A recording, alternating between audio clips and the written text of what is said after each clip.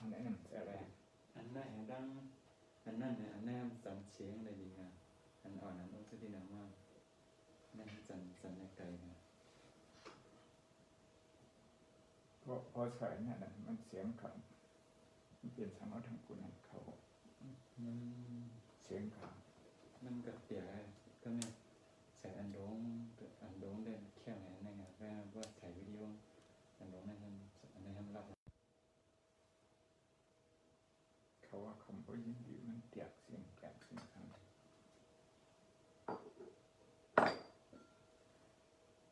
Can you move the microphone a bit out?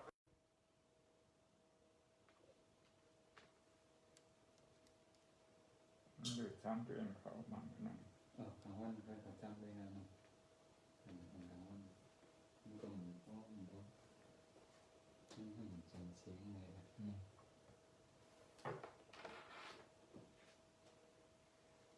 Do you have a nice hot cup of tea or water or some nice big water glass? Great. Good. That's better. Yeah. There. Yeah. That's the I'm not even talking. Water and tea.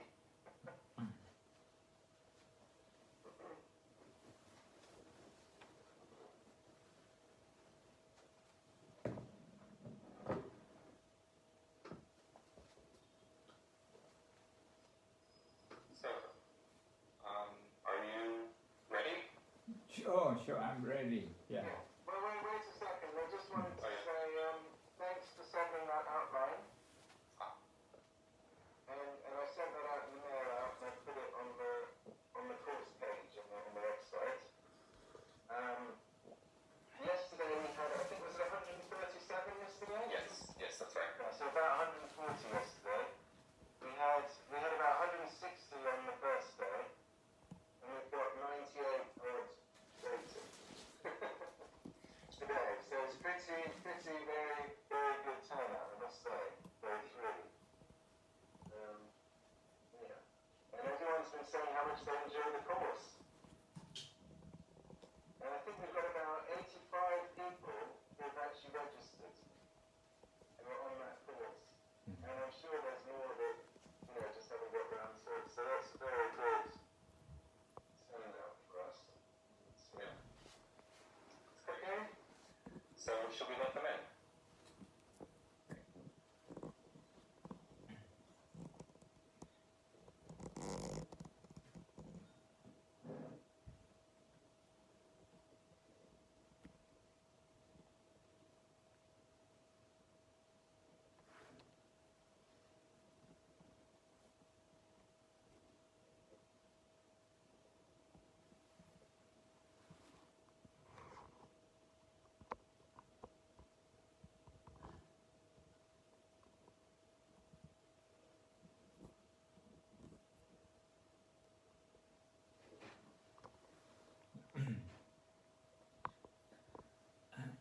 Okay, this is the third day. This is the third day in this 7 days is lecture. As in the previous 2 days, we are going to be reciting Namo Tassa to pay homage to the Buddha before I start talking. Namo Tassa Bhagavato Arahato Samma Sambuddhassa. Namo Tassa Bhagavato Arahato Samma Sambuddhassa. Namo Tassa Bhagavato Arahato Samma Sambuddhassa. Today the topic is the Four Noble Truths. The Four Noble Truth is the heart of the Buddhist teaching, the center of Buddhist teaching. If we ask ourselves, which is one teaching, only one teaching that we need to know in Buddhism, that would be the Four Noble Truths.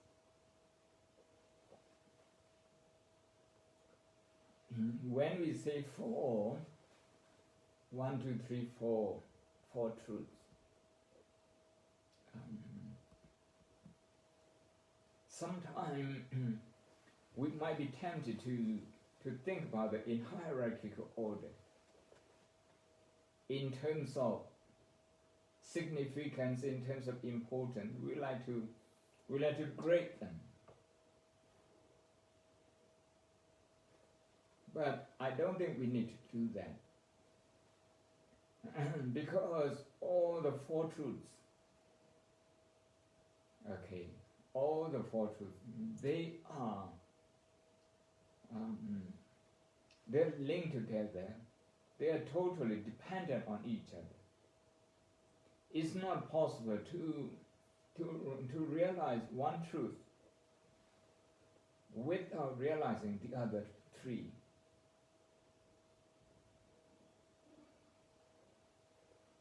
So I like to make this clear at the beginning.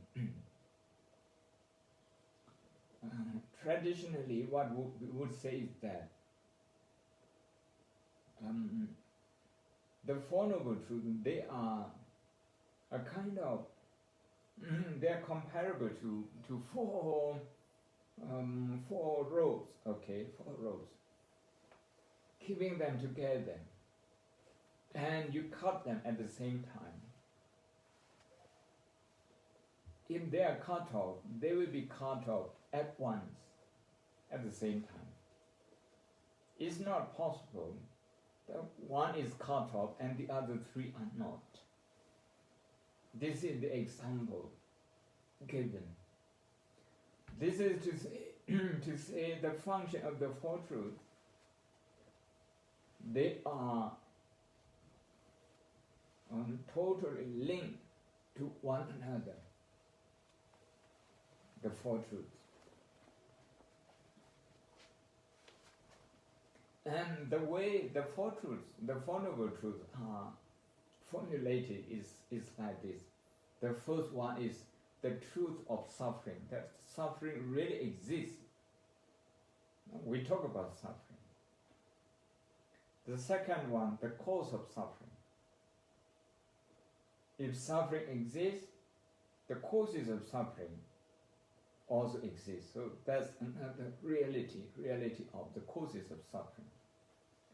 The third one, if we can identify the causes of a problem, we should be able to address them and then solve them.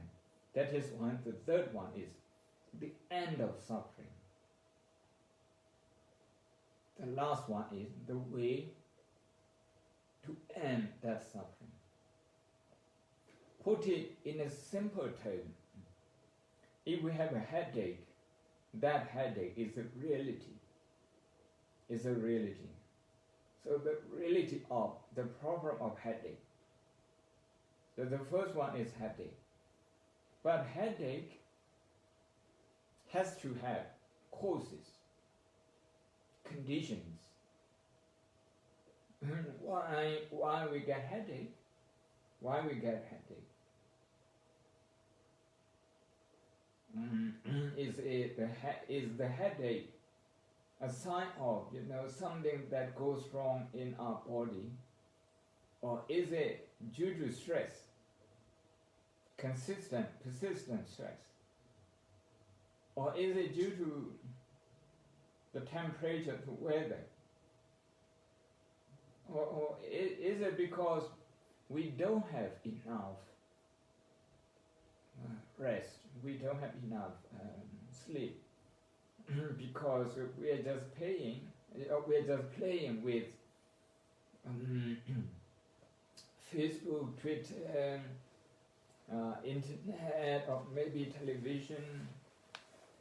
Because of that, we derive ourselves of sleep. So there must be causes of headache. Before we know what are the causes of the headache, the causes of our headache, if we rush to take paracetamol, Panadol straight away, to take painkillers straight away, we would never know what causes our headache.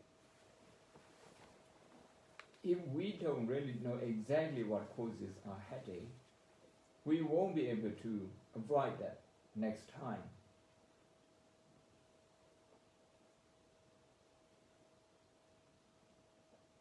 So knowing the causes of headache is very important. But once we know the causes, now we are confident that we can address this problem. We can bring this problem to an end. We can overcome this. So that's the third truth.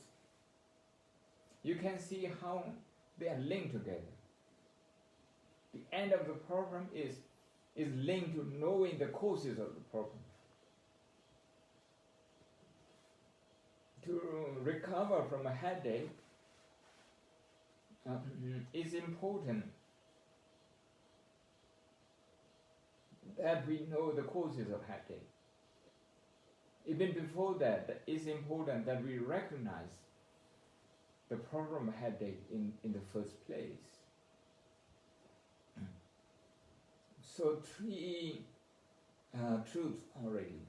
The truth of suffering, the truth of the causes, the truth of the end of suffering. And the last one is, of course, when we become confident that we can overcome this, then we will start applying some solution. So Four Noble Truths. These Four Noble Truths, they are inevitably linked to one another.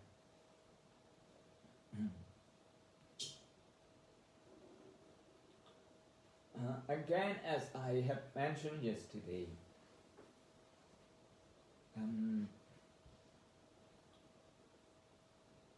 the Buddhist teaching of the Four Noble Truths is centered on suffering. If we replace the word suffering with problem, then it's problem-based approach. The approach is based on problem. It requires us to understand, to be interested and understand problem. Otherwise, the Four Noble Truths wouldn't make sense to us.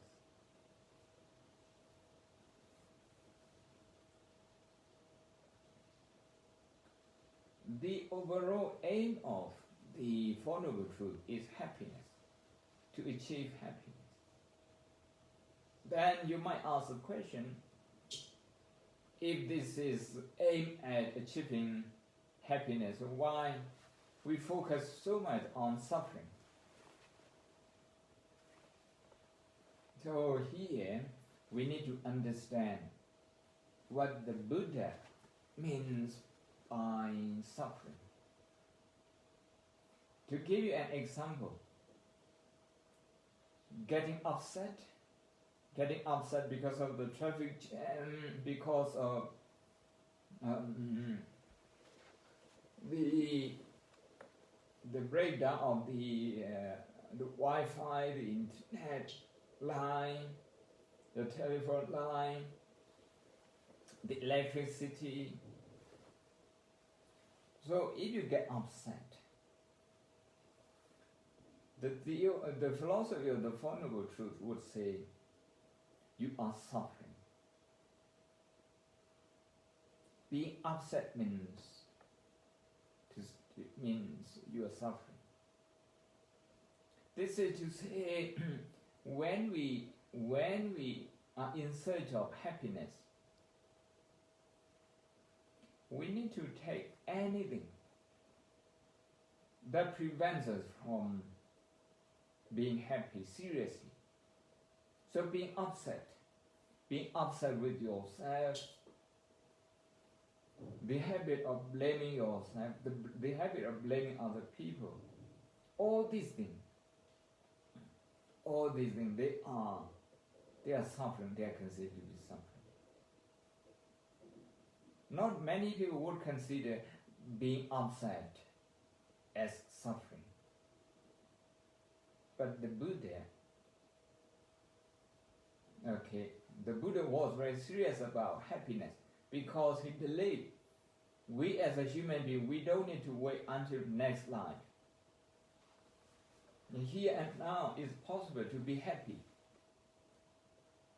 And the way he approached happiness is that to look at what prevents us from being happy. So he uses one word in Pali, in Sanskrit, dukkha, to describe anything that hinders our happiness. So being upset is suffering, is dukkha. Another example, getting annoyed.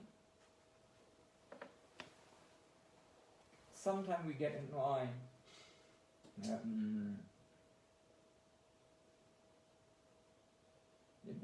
looking at our Facebook, some people, they just put anything up. Sometimes we think it's nonsense, and we get annoyed.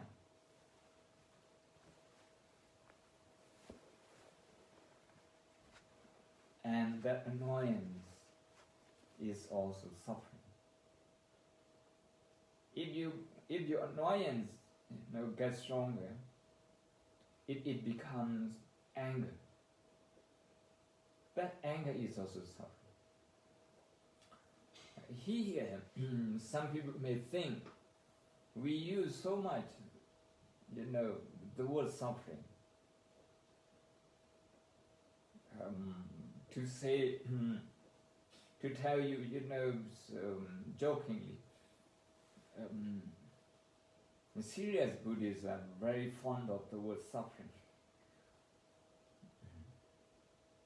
But the reason we're interested in suffering is because we believe we can do something about it. We believe we can do something about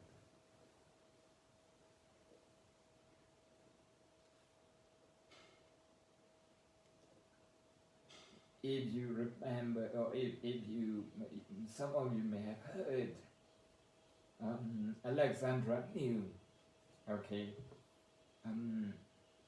a French-speaking early Western Buddhist who studied in Sikhism in India, the Tibetan Buddhism. Her understanding of the Dhamma, the words of the Buddha, or her understanding of suffering was so good, so precise. I like to quote her. I like to refer to her analysis of the people's reaction in the face of suffering. She said there are 4 kinds of reaction. The first one is that you just deny that suffering is there. You live in total denial of suffering. You don't want to hear about that. You don't want to think about that. You don't want to read anything about that. If anyone talks about suffering, you just switch off.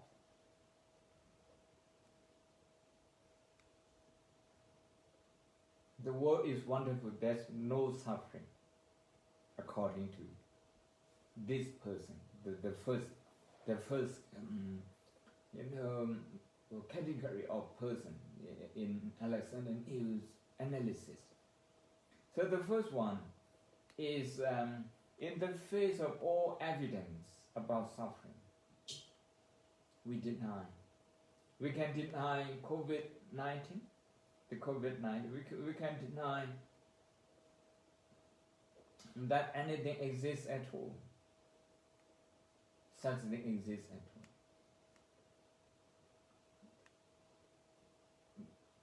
Some young people, at the beginning of this COVID-19 behave almost invincible, as if they were invincible. But as you know that in the last 20 years, to use one description on the, from the BBC website, we have dodged 6 bullets. There have been 6 pandemics, okay, including Ebola, SARS, and MERS, that sort of thing, swine flu,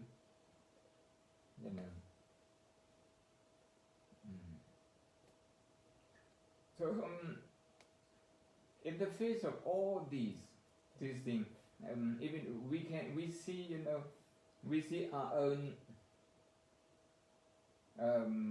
suffering, psychological suffering. Sometimes we get upset, sometimes we get tense. We also see people around us like that. But in the face of that, some people, they live in denial.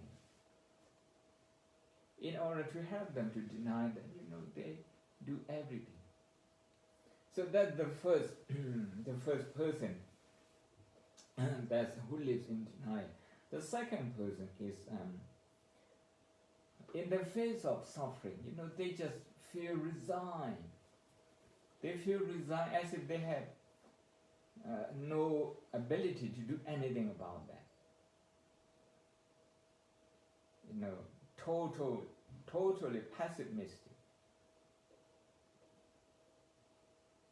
Being resigned to almost, fate. Kind of fatalistic thinking. They become depressed. They personalize it. Oh no, my life is like this. I will never be to change this. My life is damned whatsoever. Okay. They feel so much resigned to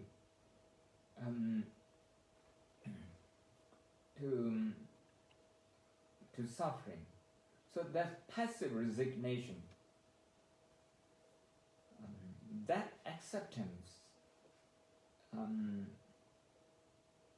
you can say is a form acceptance, but this form acceptance lacks wisdom and compassion. Because wisdom and compassion gives you a lot of energy. You become active straight away if you have compassion and wisdom.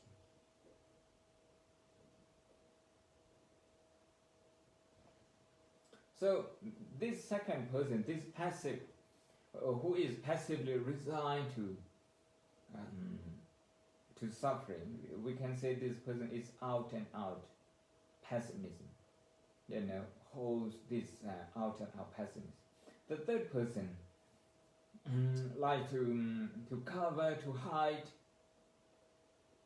to cover up suffering. You rationalize it. Okay, if this is suffering, then we have to do something. But the way you do that is without experiencing suffering mindfully, or without investigating suffering or problems closely.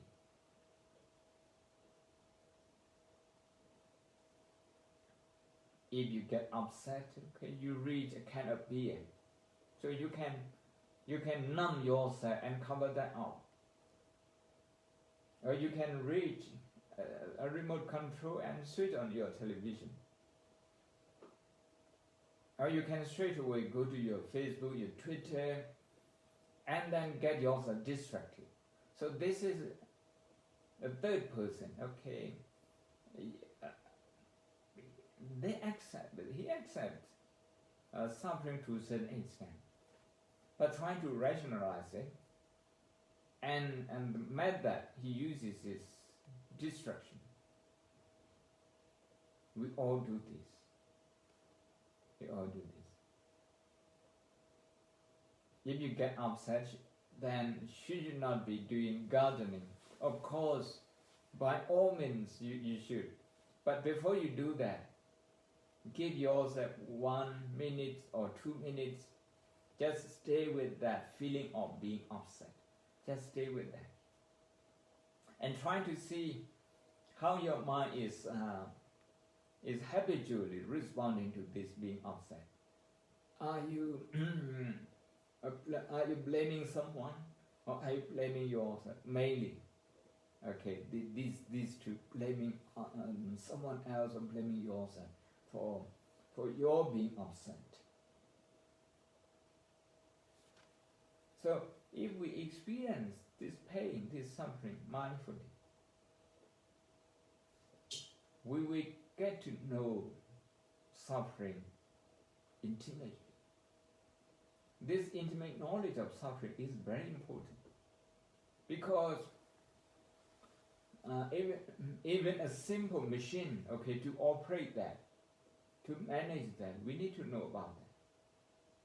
We need to know its drawback, its limits. We need to know its ability,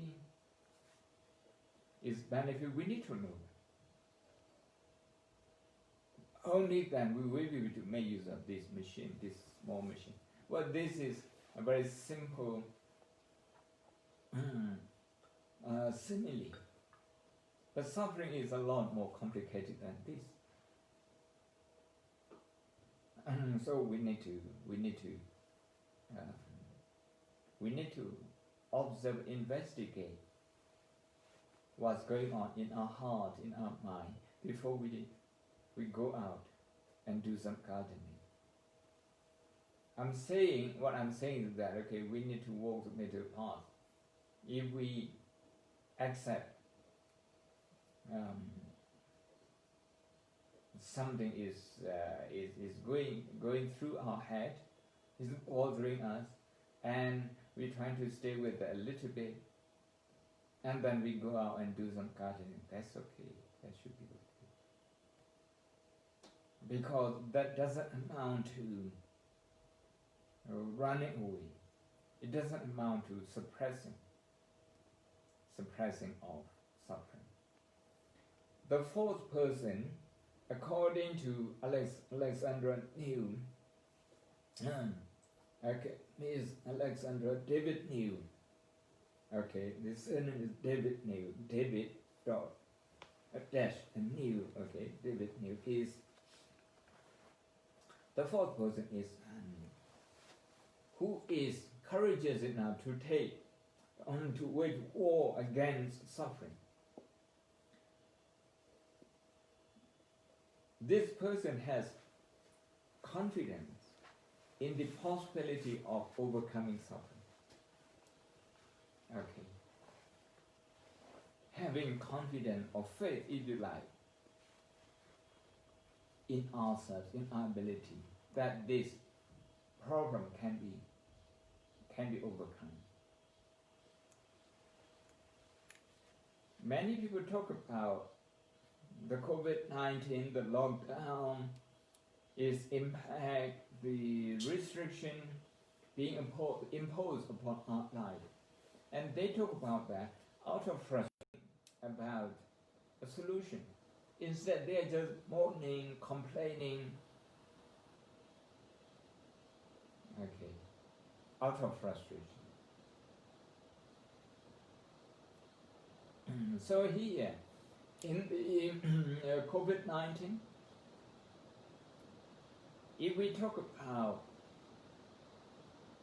the impact on jobs, on people's psychology, if we talk about its impact on the way of life we used to have, the old normal life, If we talk about that,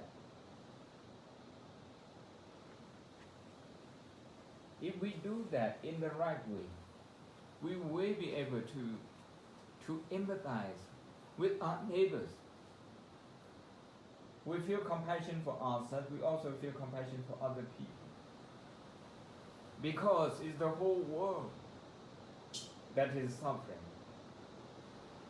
And it's not any particular nation. You know. The United Kingdom, I mean, everyone is affected. Everyone is affected. The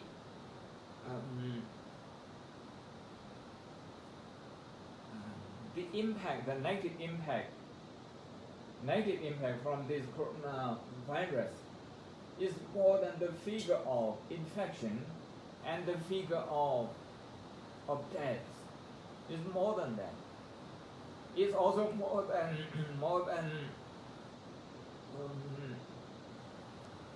the financial figure that the Chancellor, the Finance Minister issued. It's more than that. It's a lot more than that.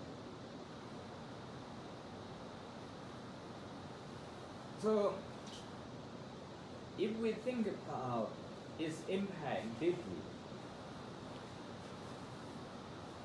on many people, then in our mind,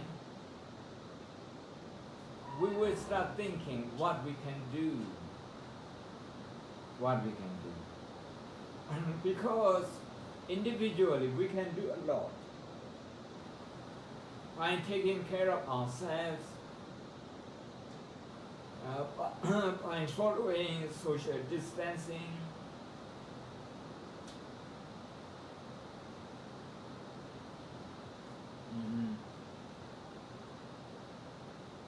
by keeping in touch with our families and friends, we are actually doing great things. Okay, in the fight against this COVID-19. So, what Alexandra David Neal is saying, the faith in the possibility of overcoming it, is that despite suffering, despite problem, in this case, despite the COVID-19, we retain positive thinking. We believe it's possible to overcome this. Humanity, has succeeded many times against this kind of pandemic. As you know, more than 120 scientist groups who have been working on vaccines.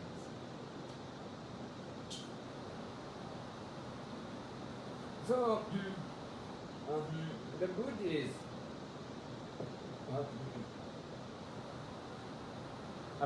the Buddhist approach towards suffering it's not about giving it up.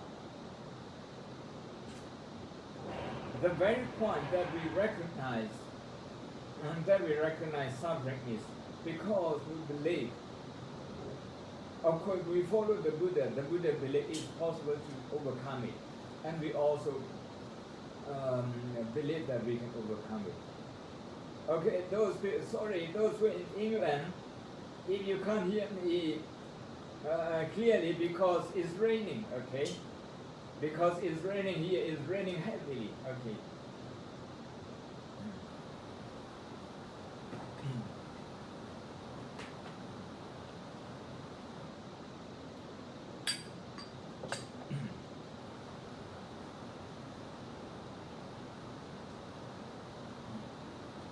I'd like to continue a little bit about suffering. In the first sermon, the Buddha talked about suffering at 3 levels. 3. The first one is physical level. that physical level is something like getting sick, getting old, the trauma of birth, the phobia of death, the fear of death. So these are associated with physical suffering. We can add into this hunger, for example, lack of basic material needs. Okay, we can say these are also physical suffering at the physical level.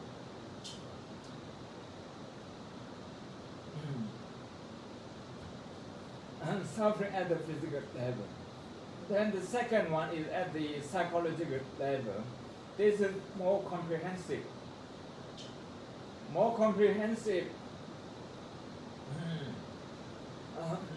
Because, okay, this one, the Buddha describes it as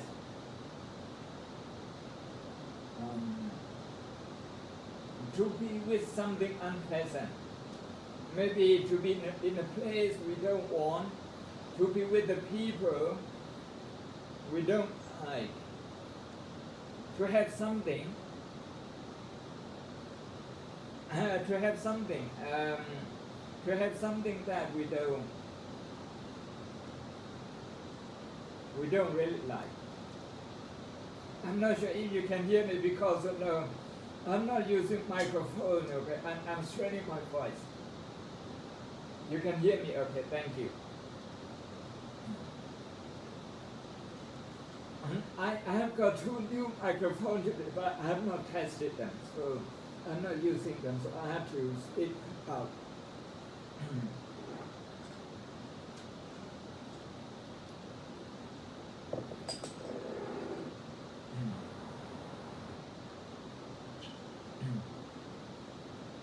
So the second level of suffering, psychological suffering, is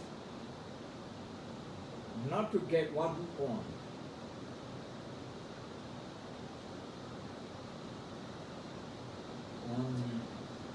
Not to meet the people we want to meet, not to have a government that we like, all those things. Not only that, of course, vice versa, it also means to get what we don't want, to meet the people that we don't like, to meet the people that we don't like, to be eating food that we don't like, to be in a place that we don't like.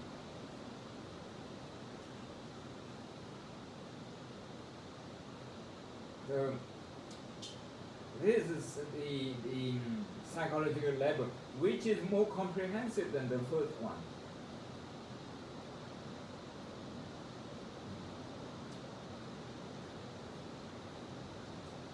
In brief, it means not to get what we want.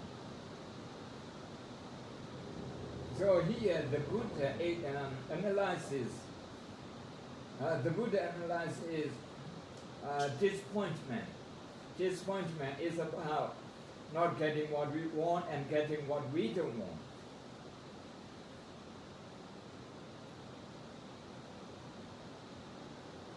The third one, the final and the third one, is even more comprehensive than this.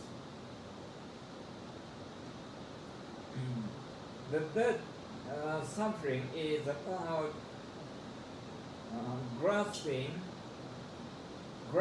the mind and the body, about the physical experiences and psychological experiences, about that grasping. Because in life we do have things that are considered to be pleasant, that we consider to be pleasant. It's a pleasure. But when we get attached to them, maybe food, maybe clothes, maybe music, maybe anything, then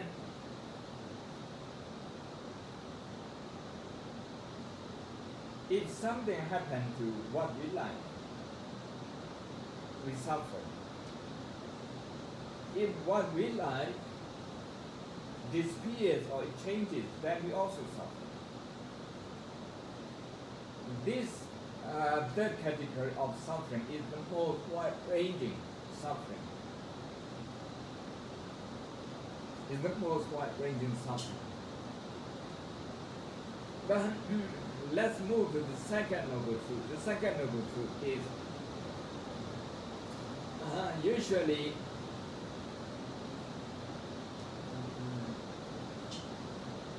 the Buddhist authors, they would say is attachment.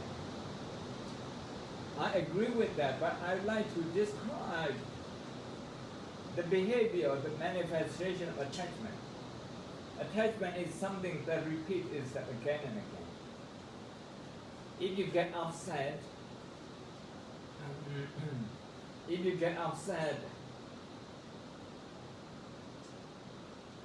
with someone, if you get upset again and again with this person, there is actually attachment. Attachment is not only to pleasant things, but also to unpleasant things. If we think about something, and whenever we think about it, we get angry. This repetitious behavior of the mind is called attachment. If that happens, what do? We try to get something to replace it. Try to get something that would please us to replace it. So we are always looking for something to replace unpleasant experience that we have. And that's never ending. That's never ending. For example, now I'm in Burma, I'm in Myanmar. I miss Oxford, I miss England. Is the rainy season here? In the UK, the weather should be good. The start of the summer. Okay.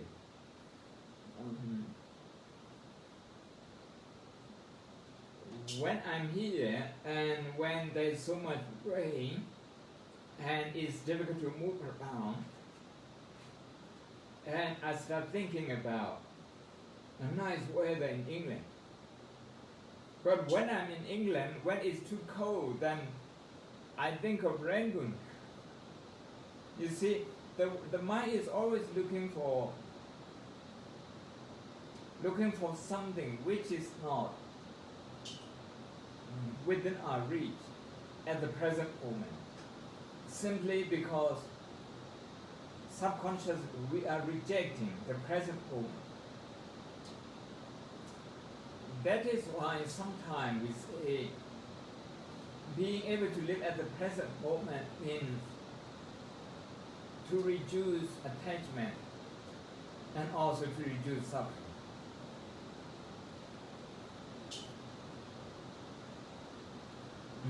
When we say attachment, we have two kinds of attachment. One is attachment to the senses, to what we can see, what we can hear, what we can touch, what we can taste, what we can smell. So this is attachment to the senses and sensual experiences. The other attachment to ideas. But both attachments, they manifest in two ways. One is, if it's something we like, we go for it. If it's something we don't like, something we hate, we have to get rid of. So, if you feel a burning desire to get rid of something, that's because of attachment. if you have a very strong urge to go for something, that's also attachment. You can see attachment from all aspects in different forms.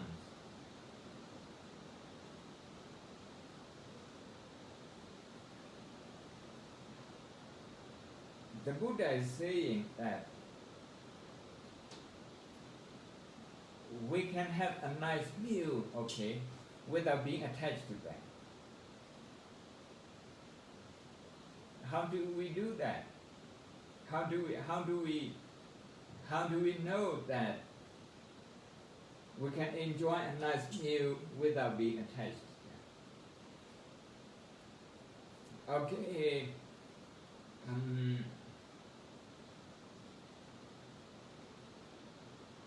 I saw Sarah earlier than coming up. I like to from Oxford. It say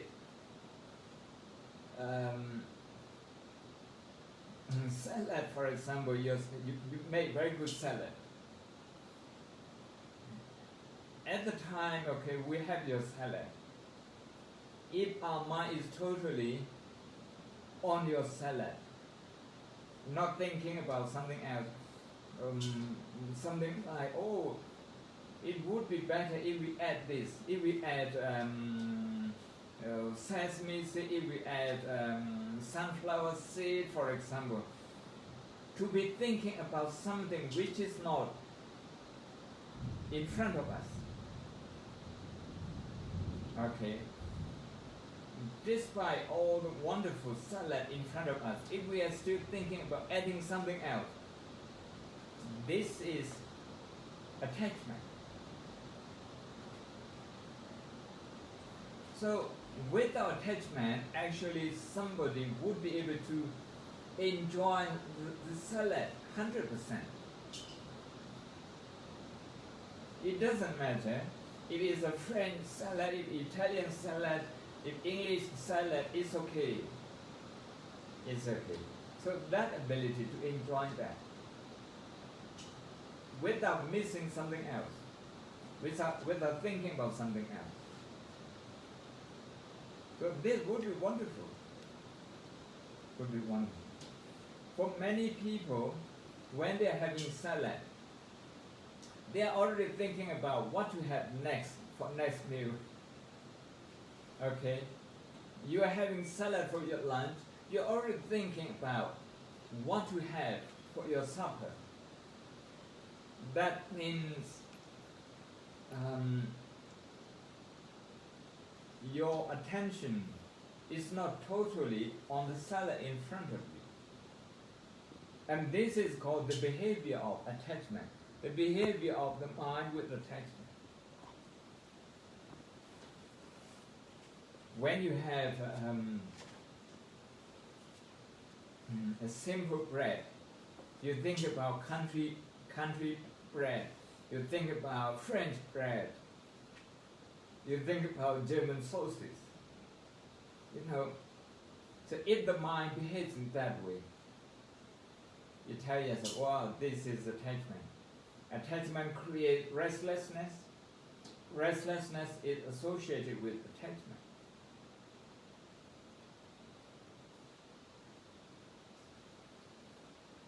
The Buddha said,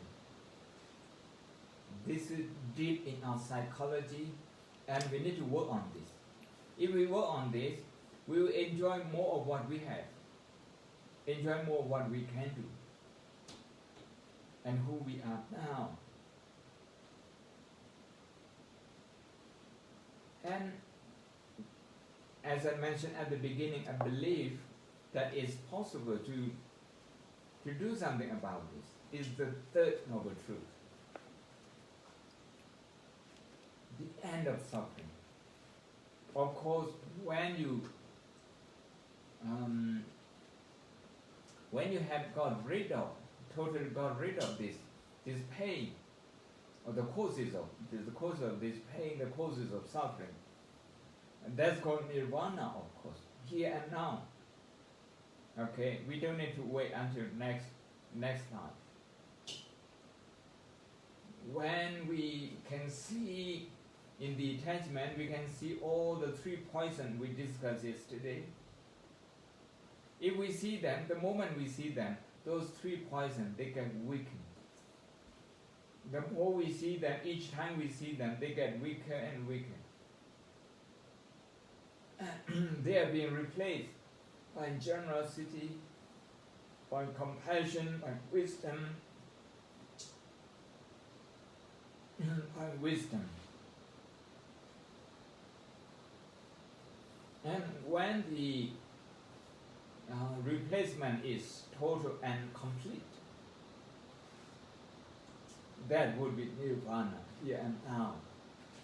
Of course, to do that, what do we have to do? We need to follow the Eightfold Path, which I'm going to be talking on Monday.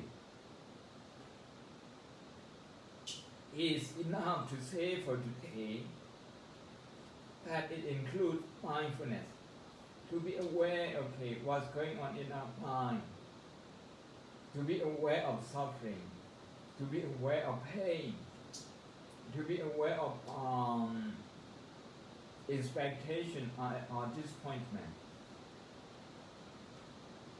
This is part of the solution. And if we can look a little bit further in our neighbors, in other countries, that this kind of suffering is also there. Then we come to have a perspective on suffering. And we can say this is the beginning of wisdom, the beginning of right understanding. Then further what we have to do is to strengthen our mindfulness, our awareness, so that we can train our emotions, so that we can replace anger.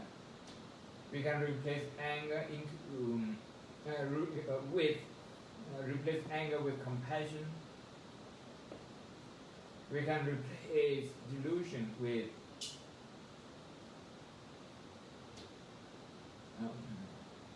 understanding with wisdom. If that happens, that will have an impact on the way we behave, the way we live. The way we live. That means adequate way of life. That adequate way of life depends on our understanding and our emotional training especially compassion. So to conclude today, I would like to say that we use mindfulness, which is the fourth noble truth, to observe the first one, which is suffering. You can see the first noble truth doesn't come first and the fourth one comes last. No, not like that.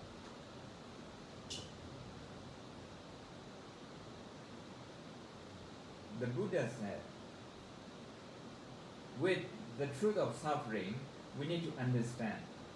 With the truth of the causes, we need to be able to remove them.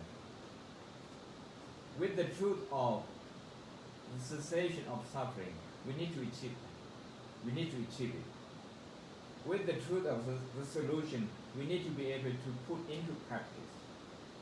So they have different functions. Those different functions, they come together. Maybe at the beginning they come together 1%, 2% like this. If we are mindful for 5 minutes, we can see suffering better than before. And we are closer to seeing the causes of our pain, the causes of suffering. Not just our pain, but also suffering around the world. And when we see the causes, and we have more confidence that we should be able to do something else So the four functions corresponding to the Four Noble Truths, they function at the same time. Understanding anger as suffering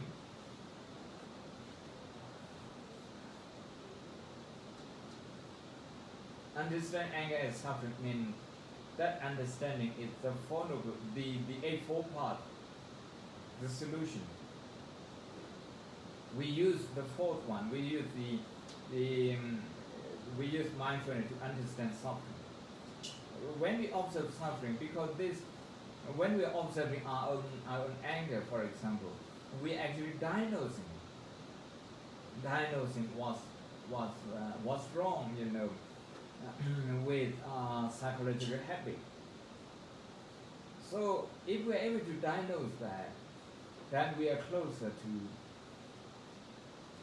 taking a proper treatment and removing the causes of our illness. So the Four Noble Truth is actually based on diagnosing human life, human condition. With a proper diagnosis, we are closer to a proper treatment and cure. Okay, thank you. Any question? Thank you, Bhante. So we have some questions here. One question is, how do we as students find motivation and hope and build resilience if we have somehow lost our path along the way? How do we see the truth about the present when emotions draw us back to the past?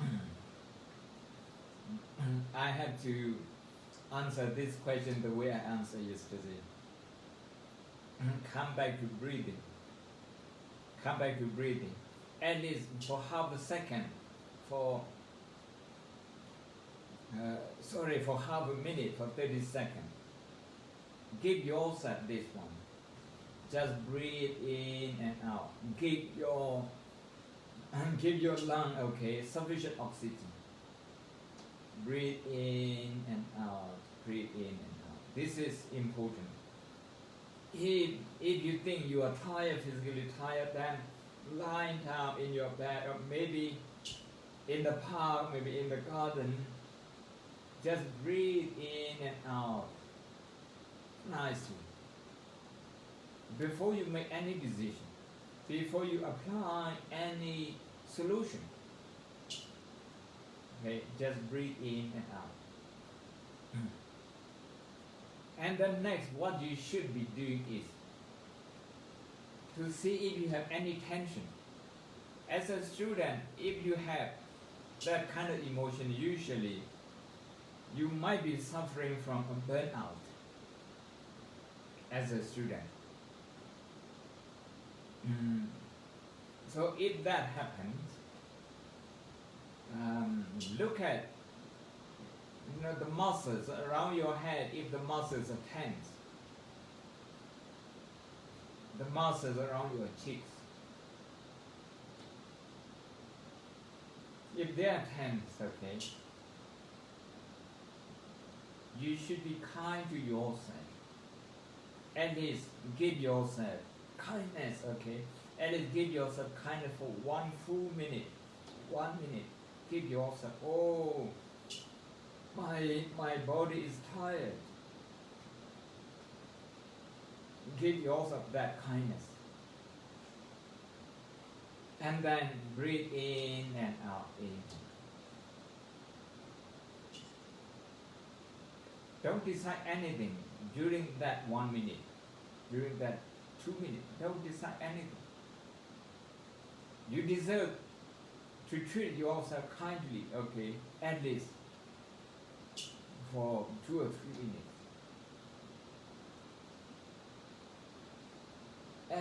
And then another one, this is especially for students. I want you to check if you have any, if you have had maybe in the last 1 month, 2 months, if you have had any physical exercise. If you don't, I want you to to go for a walk for about 10 minutes. Nice walking, quick, so that you sweat. Only then, okay, you come to think about your problem. You come to think about your problem. But before you actually think about your problem, I want you to do one thing. That is to think about how hard you have worked and how much you have achieved so far. Because in that depressing situation, people cannot really connect with what is positive in their life. Their mind is totally obsessed and overwhelmed by negativity. Negativity, yes, we say this. It happened to students, okay, like this. I have gone through this. At Oxford University, I didn't have a scholarship. I didn't have funding. No, and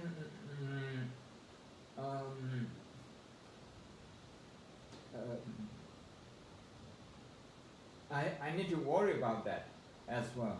At the same time, my study. There are students who have got good funding and are still depressed because of the workload they face, because of the pressure. The way I deal with that is to look back the past, okay, the hard work I have put in, and what I have been able to do. So to connect with my own strength. Then neurologically we are changing, okay. We are changing our brain, the two hemispheres of our brain, right and left. The emotional part is the right side. So when we are emotional about our study, when we are worried, when we become depressed, the right side of the brain is working. And perhaps also the old brain, the back brain is also working. Because fear comes in from time to time, and we are just repeating the same worry. In that situation, the calm and executive brain, the left side, is not active, it's not working. In Buddhist terms, okay, when worry is dominant, wisdom is not active. So you need to take care of that stress first, before you make a decision, before you think about inspiring yourself once again. So confronting that stress, perhaps a burnout, that's very important to recognize that. Okay, this is part of the student's life. It may be a burnout. Maybe I need to be kind to myself. Do I have enough sleep? Do I have enough exercise?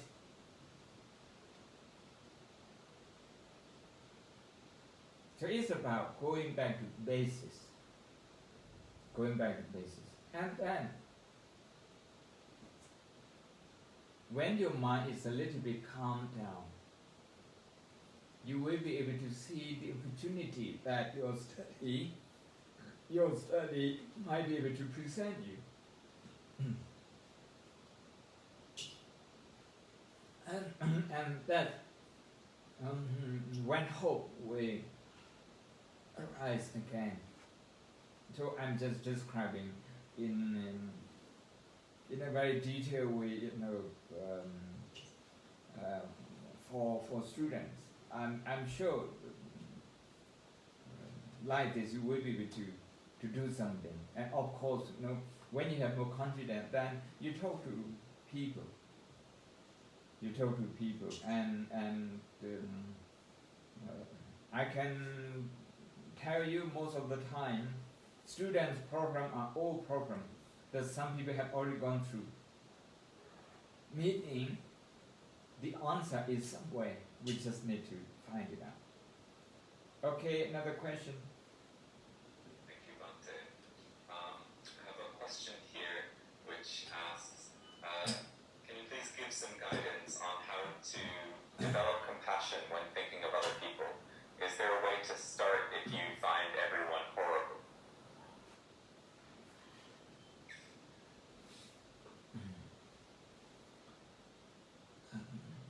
We need to start with some people we agree with. We think about their pain, their suffering. We should not start with the people we disagree with, because that will trigger anger and resentment, negative emotion.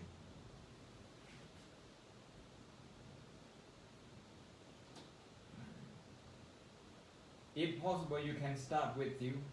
If you can't, some people find it difficult to feel compassionate about themselves. They think it's a weakness to feel compassionate towards themselves. They're mistaken in that. But anyway, if they can't do it, they can't do it with themselves. They can't start with themselves. They need to start with someone else.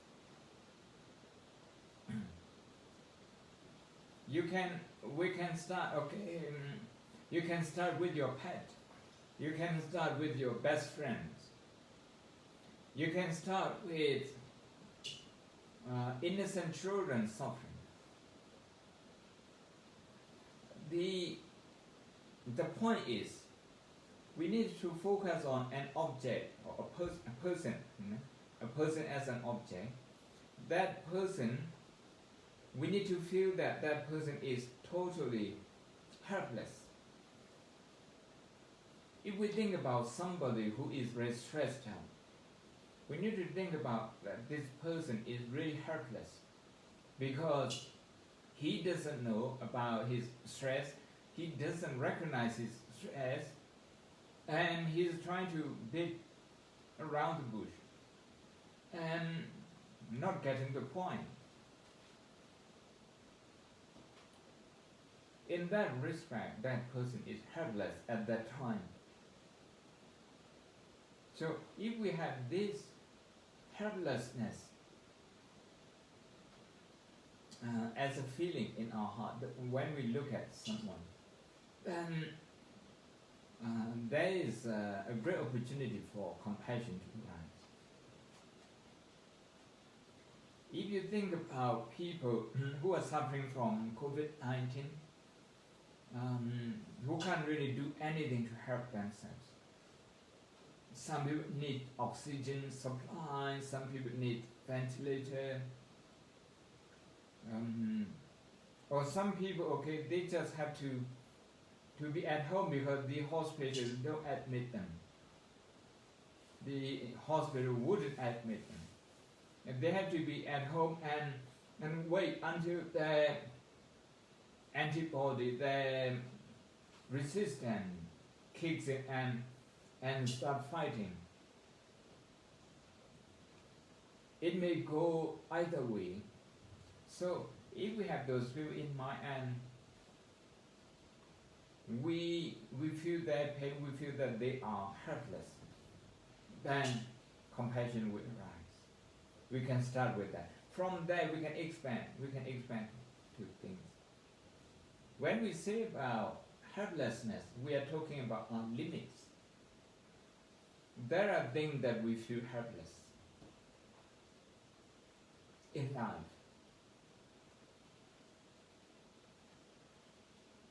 You don't want to get old, I don't want to get old, but we are helpless. We can only do a little bit to retain our energy, our stamina, and our youth. Only, a tiny bit that we can do. It's a one-way system. So if we think about this, as a universal problem, common to everyone, common to our neighbors, our friends, and the people we like and we don't like, then there's an opportunity for compassion to arise. If you just think about hunger, okay, every day we feel hungry a few times, 2 or 3 times, 4 times, for example. We feel thirsty a bit more. When we feel that, if you stay with that hunger for 1 minute, how helpless is this body? We cannot choose not to be hungry, no. We are helpless. We just need to follow the dictation of this nature. To get hungry and then to prepare food to eat, to process that. We are helpless. We can't do anything else except this. So if we use this fact as an exercise for compassion, then when you get hungry, when you are hungry, try to feel that physiological impact of hunger, then psychological impact. How we become easily irritated, how we lose our concentration. Then think about your neighbor. They also go through this every day. When you're preparing for your lunch, they are also preparing their lunch. Everybody is doing that. Because we are all helpless, okay? We cannot resist this hunger.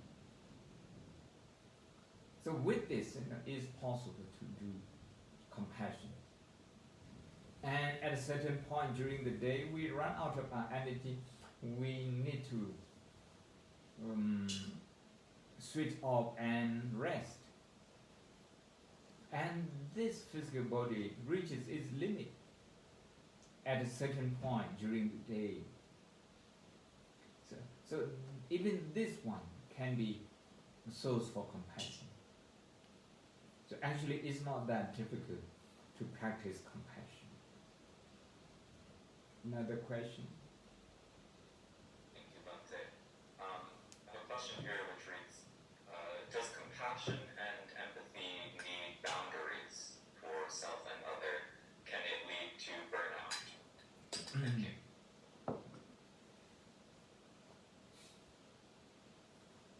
Physically and verbally, yes, there are limits. But psychologically, there should be no limit. There should be no limit. The fact that I can't do everything to help the people with COVID-19, it doesn't mean that I should switch off and not think about that problem, not think about that pain, no.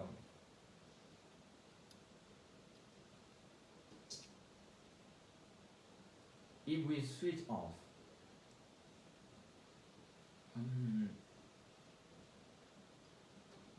we are not prepared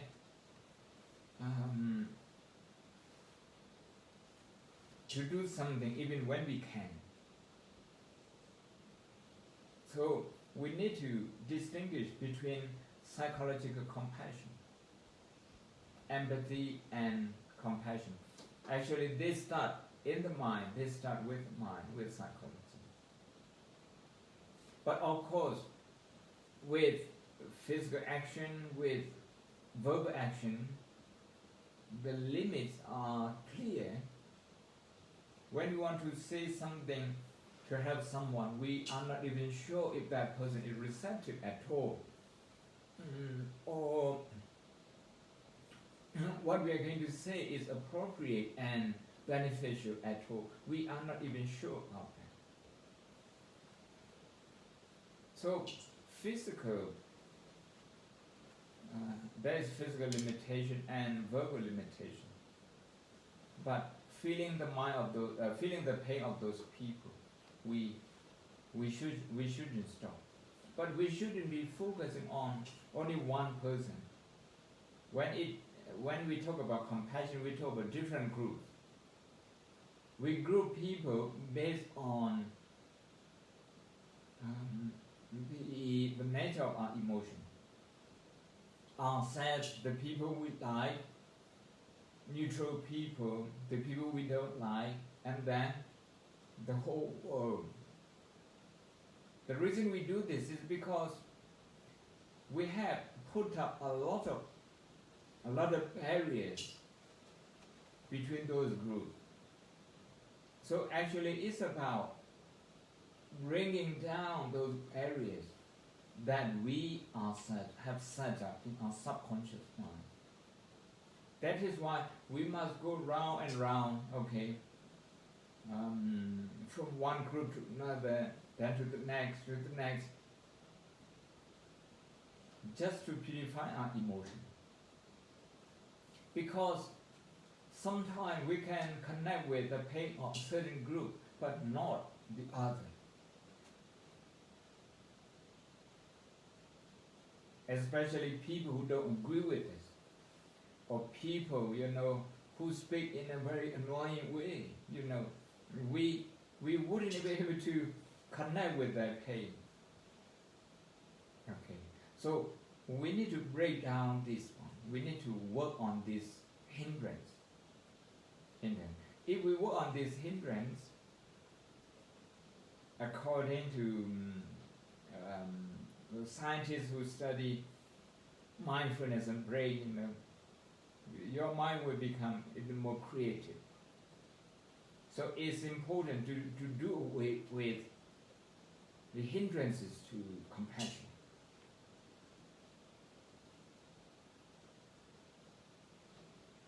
More questions?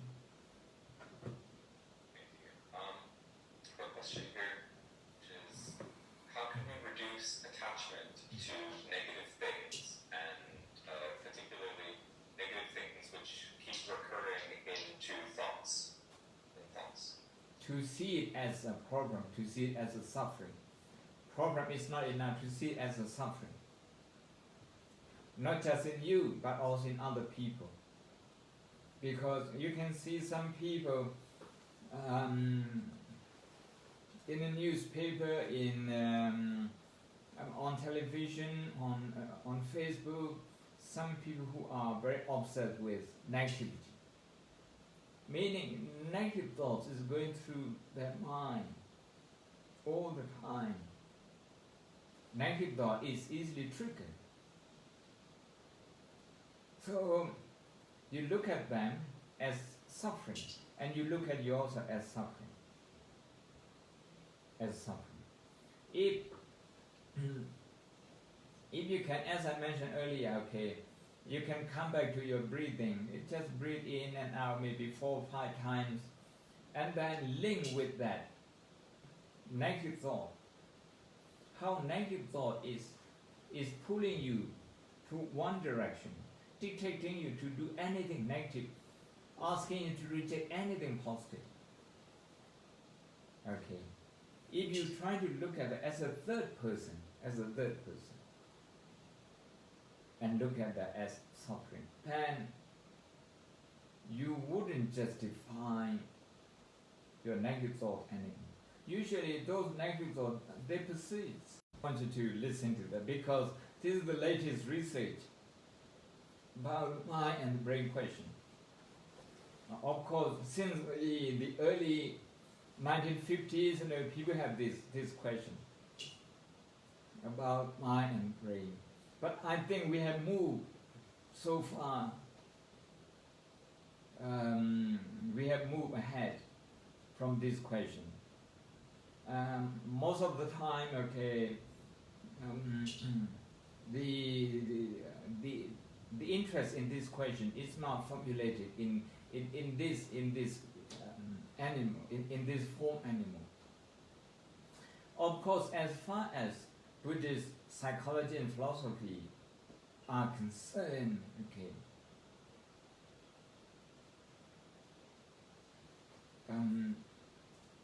it's not the location of the mind that we're interested. Like James Study said, okay, this brain is not mine. But if this brain is not working, it affects the mind. By looking at the 4 sections, some people say 5 sections, some people say 6 or 7 sections of the brain, you cannot really find mind. Not so far.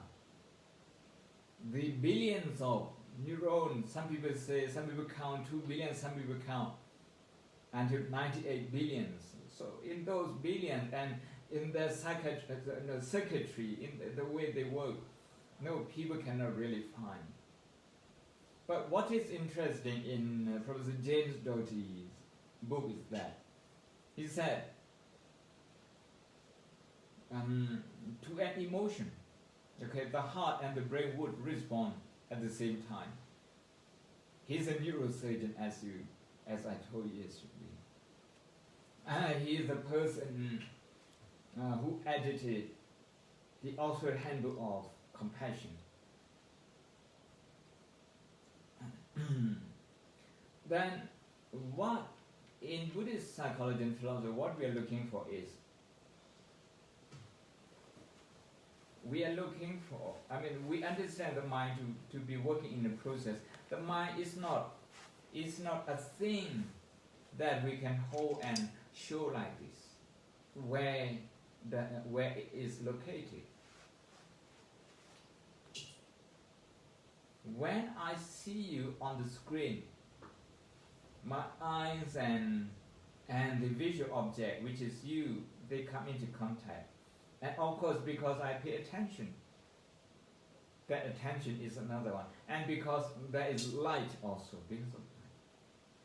Then there is consciousness that, okay, there is someone. We call that consciousness. We call that mind. And that mind arises only when you appear and when I look at it and when there is light, when there is attention. Not before that. Before that, there is another consciousness, there is another mind arising. So, consciousness of mind, or shall we say consciousnesses of minds, okay. One consciousness arises, and then it goes away, it disappears to leave room for the next one to arise. So if we consider the mind to be working in that process, something like, isn't exactly the same, but is we can think in that term. It's something like our cell, our molecule, DNA, everything physical that replicate itself all the time. So the mind works in that process. So where the mind then? The mind is everywhere in the body. The mind is everywhere. Because, okay, if I touch my hand like this, that my mind is going to be there when I feel that, when I feel the pain. My mind is going. So you can see the mind is working very, very quick, and one after another is working so successively, consecutively, continuously that we don't see any break. And we think is one piece, is a thing, is static. No, it's not a static thing. It's not a substance. That's the whole point. The whole point of the Buddha teaching. He verified that through his own experience, and he said, don't believe him, but he invites you to verify it through your own experience, personal experience. That is to develop some concentration so that we can see things are changing in real time, on the spot. If that happens, we will see that the mind or the consciousness that we had at the beginning of the talk is no more there. it has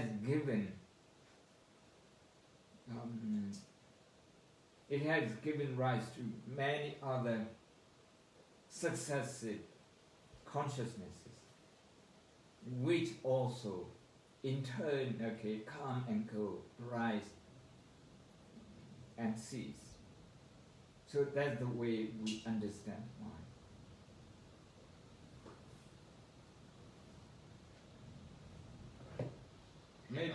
Maybe we have run out of time for today.